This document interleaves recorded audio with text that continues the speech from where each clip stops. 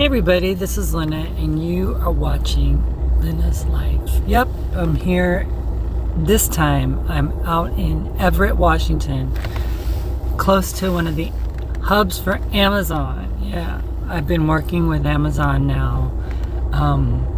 This is my, that was my third delivery. Yeah, started at 6 o'clock in the morning and it went until 10 o'clock, and I have another shift coming up here in about, what is it, like a half hour at 11, and that goes till 3, and then I'm gonna go visit my friend Justice and Anne-Marie. So yeah, looking forward to that very much. So I don't know how much door dashing or Uber Eats I'm gonna do there at all. I'm not quite sure. Maybe some, maybe none. It depends. I don't know. But anyway, I just wanted to kind of check in, you know, because it's been like a few days. I have yet a video that I did from Sunday, I guess I haven't posted yet. So yeah, it's just me and my snacks, like bread, peanut butter.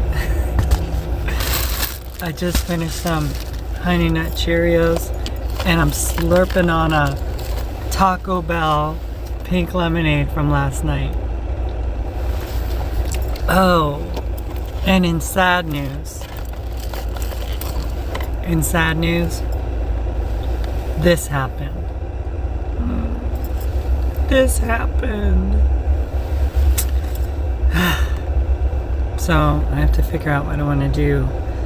If I want to get it fixed, like an emergency fix, just go to a place to get it like worked on or something. It was so cute. It was so beautiful. But look at it now. It looks like some kind of a, I don't know what. It looks bad.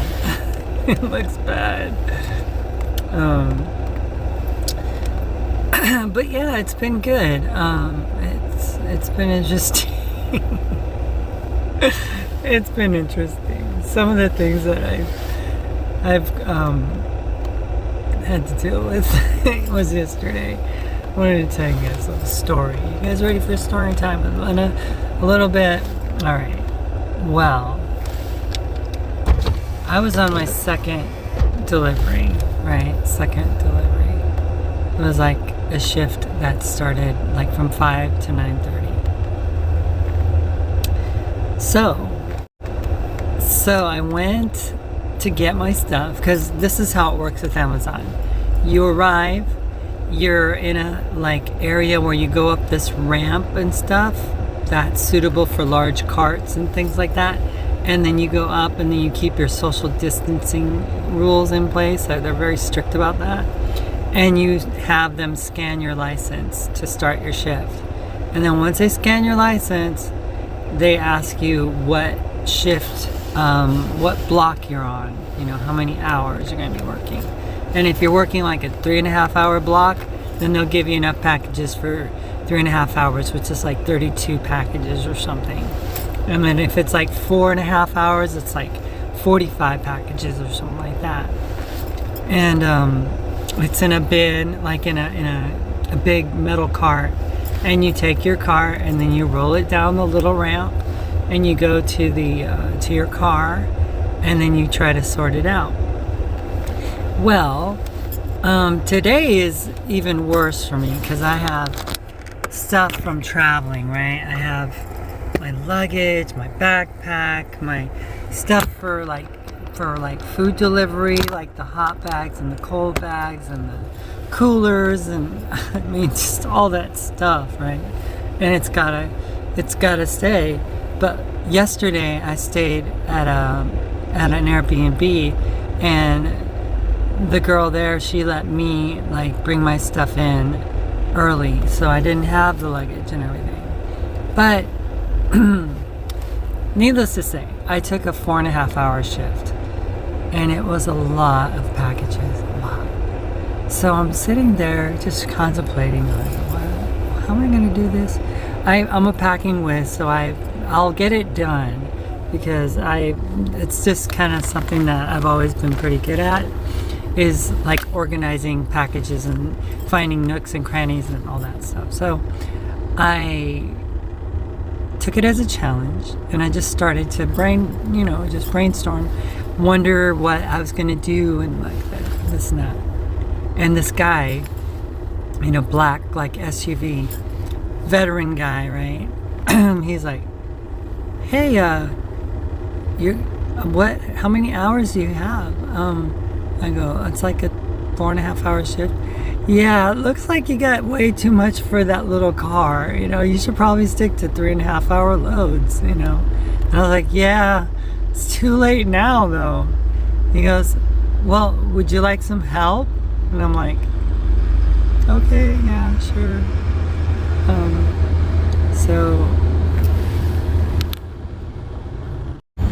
So he starts to tell me the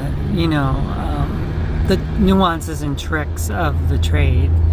And he's like, well, first of all, you've got to kind of divide these up by numbers, because everything goes from 100s to 400s. So you've got your 100s packages, your 200 packages, your 300s packages, and your 400s packages. And you just kind of section out a part of your car. In your case, it's just a real small part of your car. So he's like, okay, let me help you out. And then I had a problem with my scanning, where I did it, because you got to scan the stuff too. So you got to scan the barcode with your phone and stuff. So I missed one or something. So in the sea of all of them, I'm like, and then I missed three of them. So he's like, so what numbers are those? And I was like, 3,000, 5, and 7,000. So he's like, we might as well just start from scratch. And I go, okay, sure. So put everything back in the bin, made sure everything was scanned, and organized everything. And then he did this. And if you need any help, I can give you my number so you can get in contact with me if you have any questions. Would you like that? And I was like, okay, sure. And I thought to myself, what did I just do? Sneaky, right? Smooth operator. Just yeah. And if you want, I can give you my number, and you could give me your number. So he's like, quickly, boop, boop, boop, boop, boop, put my number in, name. And I'm like, what did you just do, Lynna?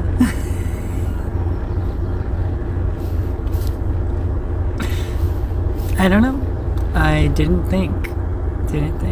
At least, though, I didn't give him my regular number. I gave him my Google Voice number, which is it's kind of common. It used to be the transition radio show number and stuff. So 575-519-5930. See, everybody has it. Everyone in the world has Lynna's Google Voice number.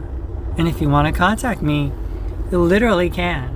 It rings my phone. It leaves me text, but it's not my actual number. Safety first, right? So we say our goodbyes, and he's like, have a great day delivering, and whatever. Oh, you're going to Bothell. Okay, that's not going to be bad. Just don't want to go to Seattle. Seattle's really, really bad. I go, okay, great. Thank you. Appreciate it. And then I said, thanks for your help, because it was helpful, to get things sorted out. But it's always with a catch when a guy helps you, it seems like. Because no sooner did I leave the grounds and start driving off that he started hurting. And I'm like, I'm very happy with my boyfriend. We talk a lot. He's looking to come out here really soon. Everything's looking great. Everything is moving forward nicely. You know, there's no need for me to get involved with anything else, right? So, but I don't realize it. I don't realize it. But like, I'm attracting attention, and it's like, I'm just, you're at a place, like I've been in my transition, different places, with it and stuff. And right now I feel like I'm in a better place than other times. Although I still have my chipped tooth, yeah, which is something that I need to take care of. But I hate going to the dentist. So anyway, I'm like driving, and I get a text. Hey, would you like to go out to eat dinner sometime? I was like, no.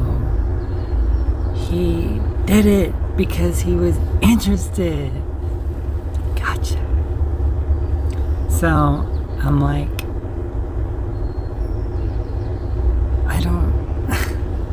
I'm not interested. Not interested. I am so in love with my boyfriend. He is my world. And although we had a kind of a rough day yesterday because of unforeseen circumstances that happened with a certain person from my past, although certain things were said which hurt my feelings and everything, like stuff like, oh, I don't know, let me just say, just not nice stuff. Like, one of the things that I heard was like that I was like scraps of some former spouse, that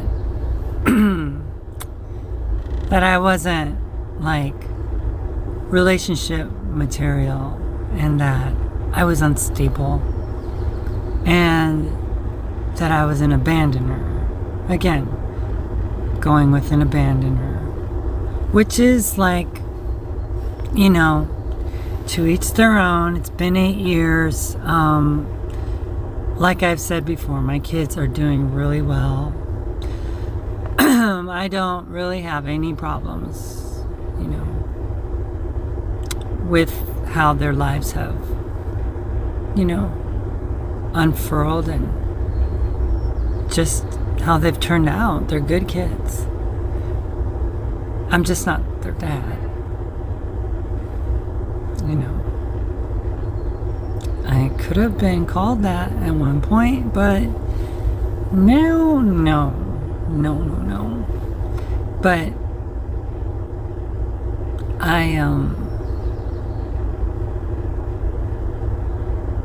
it was hurtful, but I don't want to do anything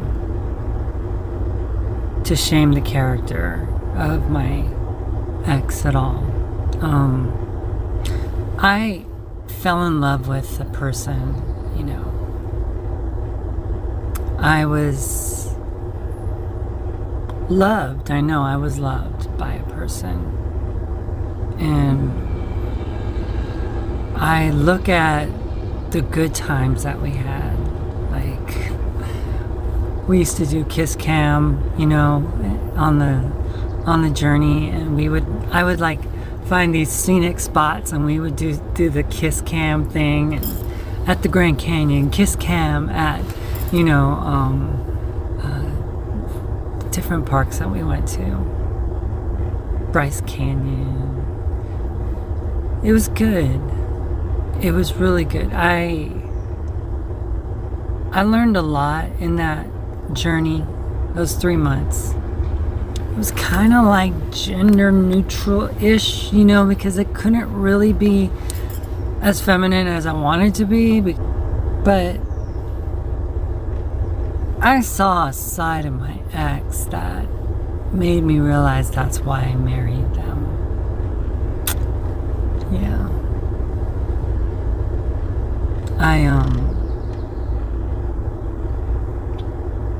I appreciated a lot of things about him. I did. And it saddens me that my character is being assassinated and everything, but I won't do it. I won't do it to him, to her. Sorry, her. I won't do it to her. Because, you know, the golden rule is something that I learned, and it's something that applies still today. And the golden rule says, do unto others as you would want them to do to you. So, if you want someone to be rude to you, then be rude to somebody else. But if you want to be kind to someone, if you want someone to be kind to you, then be kind to someone. You know, love without holding back. You know, hug without letting go. And it saddens me in a way because I know that we had a great friendship, my ex and I did. We'd go for long walks, hours long, in any kind of weather, up until it got to be 110 degrees. Kind of reminds me what she's doing now is walking in 105 degree weather, and that's just about kind of like where it stops, right when you get to that point, it's like it becomes like where you get kind of sick that when you're walking, because it's so hot, it just makes your insides kind of boil, right? So I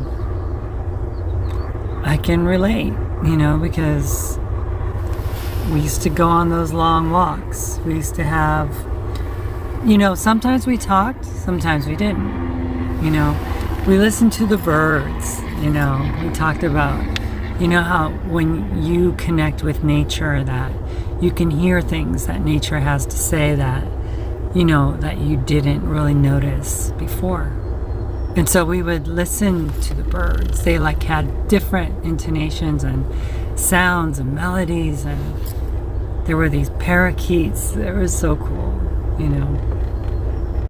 And you know, whenever we were walking and stuff, she like would just say, I don't want to be leading or anything. I want you to lead, and you know, because you have a better sense of direction than I do. And I was like, okay, sure, you know, because I remember landmarks and stuff. Like it's just amazing. Like I was driving just today and I saw like this Mexican restaurant with its 7-Eleven there, and I go, I did a stop there. I did a pickup there at that Mexican restaurant. I remember that location. So yeah, I have a mind of a steel trap when it comes to directions and stuff. So and some people don't, right? Some people don't. But I love that freedom that I had to be able to take us wherever I felt like would be fun to go. And that, you know, was the case when we were on the journey. You know, it was like I went wherever, you know, she drove to wherever I chose to go and stuff. And it was really an easygoing time. We weren't involved in advocating. We weren't, you know, I mean, Trump's first year, and we didn't even know what he was up to. We had no idea what was going on. It was just, you know, it was a different world. And we lived a very, like, disconnected existence, you know. So, you know, I want to remember the good. I know I can remember a lot of the bad, you know, and I've said plenty. I think I've said enough about what I went through and all that stuff. But I would rather end on a high note than on a low note, you know. and just put a nice end cap on it. Say thank you. We grew. We learned through adversity. Yeah. But I don't want to throw any rocks at anyone. If anything's taught me anything these past several years, it's that defensive nature, and then wanting to like get back at somebody and saying, oh yeah, well you did, and it's like you're like it like that, you're like all angry, and it doesn't solve anything. It just makes, it's just not good. It's not healthy. It's not safe. So I want to be a person of light. I want people to see the light in me. I want to see, the light in other people. I don't want to call out the darkness in them. I want to call out the light in them, the brightness in them. However big, however small that is, that's what I want to do. There's plenty of people that like to call out the darkness, but I want to call out the light, because that, when you call out the light, it cancels darkness out. It does. Darkness can't stand the light. It can't stand the light. Just look at what happens when you wake up in the morning. If you get up really early before the sun does, and it's super dark at night, and all of a sudden this little like glimpse of like light comes through, right? It starts to emanate a little bit, and then it gets brighter, and then brighter, and then brighter, and then before you know it, everything is lit up in colors, dazzling, amazing, beautiful, radiant colors, right? And the darkness has nowhere to go. It can't hide. It has to be like become part of that light, So yeah, it's cool though,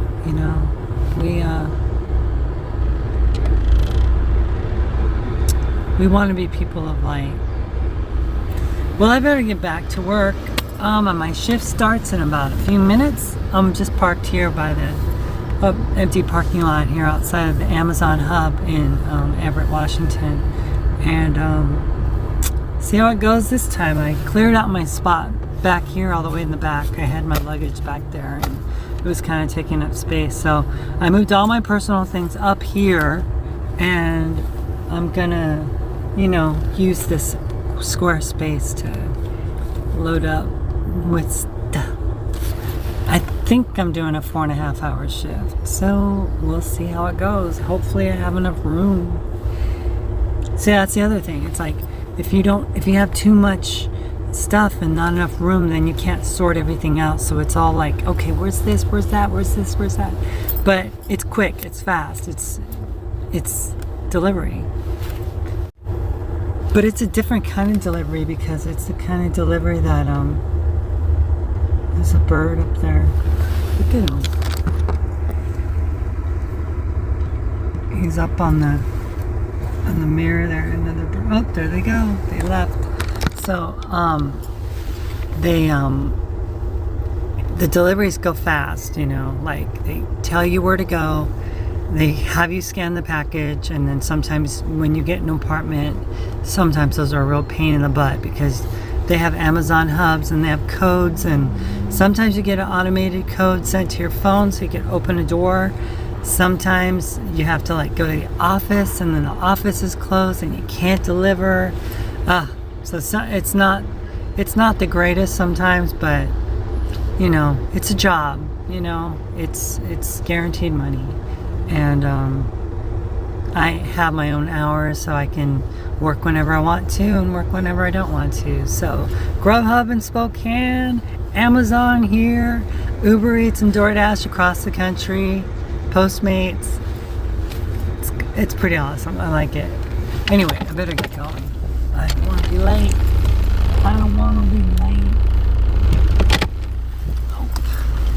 Nope, nope, nope. Punctual, early, on time. Attendance.